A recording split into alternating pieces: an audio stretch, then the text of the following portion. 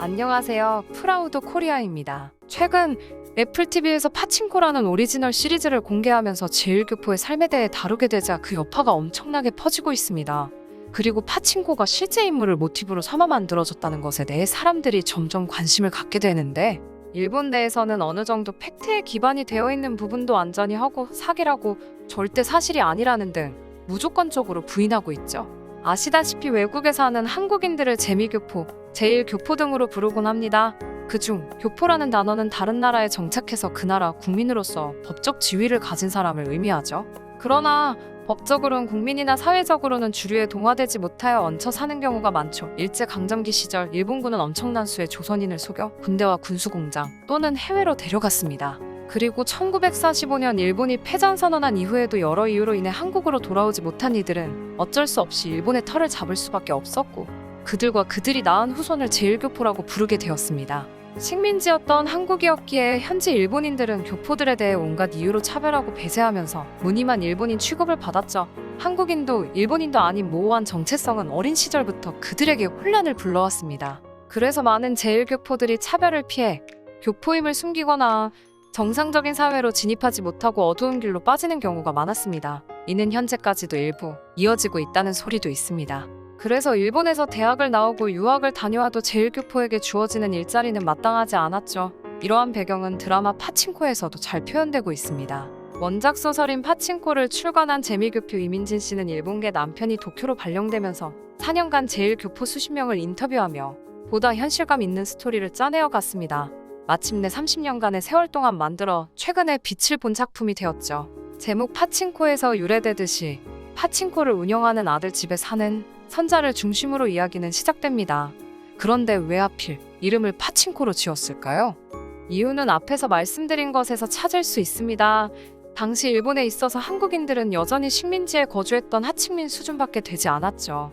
그래서 일본에 사는 제1교포는 정상적인 사회로의 진입이 엄청나게 어려운데 밀려난 이들이 가장 쉽게 진출한 곳이 파친코 사업이라고 합니다.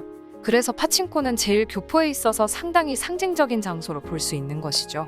한편 파친코는 일본의 국민 오락을 말하는데, 일본 여행을 가보신 분들은 아마 대낮에 요란한 불빛을 내고 기계 옆에 사람들이 옹기종기 모여있는 모습을 보신 적이 있으실 겁니다. 왜냐하면 우리랑은 다르게 일본은 파친코를 카지노로 분류하지 않아 합법적으로 운영되기 때문입니다. 기계에 구슬을 튕겨 넣은 후 화면에 뜬 그림의 짝이 맞으면 당첨금을 받는 단순한 시스템이죠. 이렇게 단순한 게임이지만 제2차 세계대전 패망 이후 많은 걸 잃은 일본인들이 허탈함과 허전함을 파친코 기계에 쏟아 넣으면서 파친코 붐이 일었습니다.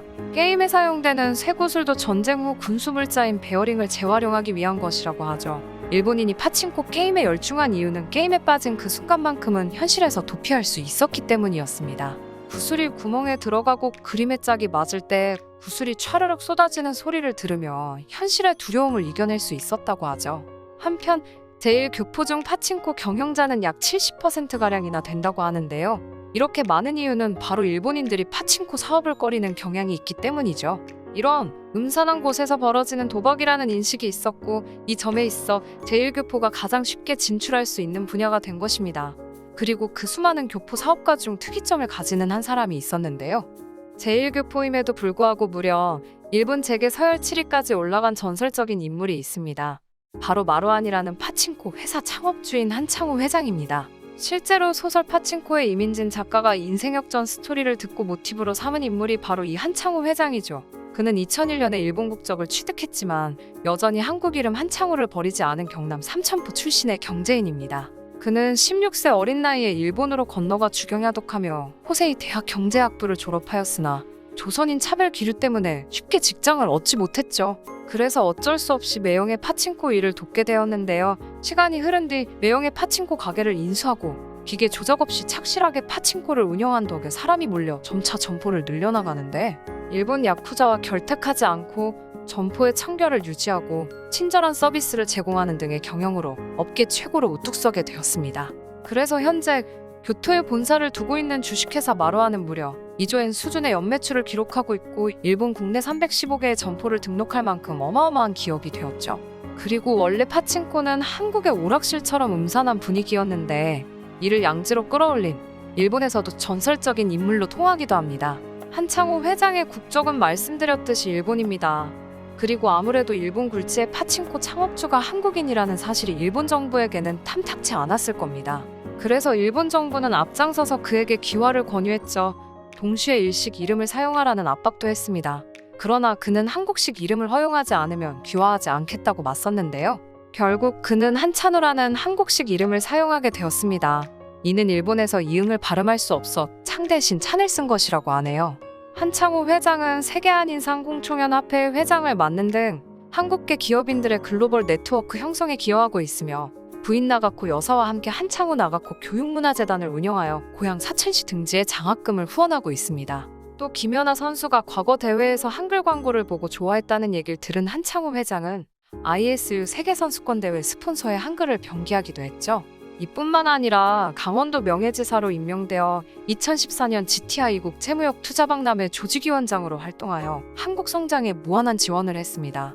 이렇듯 모국 한국과 관련한 다양한 활동들을 해왔으며 자신은 물론 후계자인 차남의 이름도 한유라는 한국식 이름을 사용할 정도로 모국에 대한 관심과 애정이 상당하지만 아직 제대로 한국에서 투자한 적이 없었는데 2012년 처음으로 2조가 넘는 사업인 한상드림아일랜드라는 사업에 투자하게 됩니다. 이 사업은 정부 100대 국정과제인 인천 영종도 준설도 투기장 항만재개발 사업인데요. 세계 한상드림아일랜드는 영종국제도시와 청라국제도시 사이에 무려 여의도 하나 크기의 섬을 매립하여 조성하는 사업으로 면적만 300만 제곱미터가 넘어갑니다. 세계 한국 상인들이 모여서 시행하는 것이라 사업 이름도 한상으로 지었으며 국내 최초의 민간 제한 항만 재개발이라 역사적 가치가 매우 크다고 볼 수 있습니다. 한상드림아일랜드의 대표 투자자는 한창호 회장이며 이외에도 세계에 뻗어있는 다수의 한상들이 한국에 모여 투자에 참여했다고 하네요. 투자 금액만 2조가 넘고 한창호 회장만 해도 1조가 넘는 엄청난 돈을 투자했다고 합니다. 여기엔 특급 호텔, 복합 쇼핑몰, 워터파크와 아쿠아리움 등을 비롯하여 골프장, 해양내 관광시설, 해양생태공원 등 다양한 관광레저 시설들이 들어서게 되며 이 사업을 통해 18,000개의 일자리를 창출하고 약 27조 원의 경제적 파급 효과를 가져올 것으로 전망하고 있죠. 한창호 회장이 한상아일랜드 사업을 진행한 이유는 모국이라서도 있지만 사업 이전부터 줄곧 경제, 국방, 문화 분야에서 단군 일의 역사상 최고의 성적을 거두고 있는 한국이 선진국으로 나아갈 가능성이 매우 높았고 이로 인해 해외에 무수한 관광객들이 방문할 것을 예상했는지 사업성 있는 투자 제안이 마음에 들었다고 합니다. 향후 이 사업의 방향이 어떻게 진행될지 그의 배팅이 맞을지 궁금해지네요. 한국을 빛낸 분들 중에 한국 국적이신 분들은 많지만 외국 국적을 가지면서도 자신의 모국을 잊지 않고 끊임없이 애정과 지원을 하는 동포분들은 정말 대단하신 것 같습니다. 오늘은 일본 파친코계의 전설로 남은 한창호 회장에 대해 말씀드렸는데요. 한창호 회장처럼 한국을 위해 노력하시는 동포분들이 더욱 많아졌으면 좋겠네요. 여러분들은 어떠신가요? 시청해주셔서 감사합니다.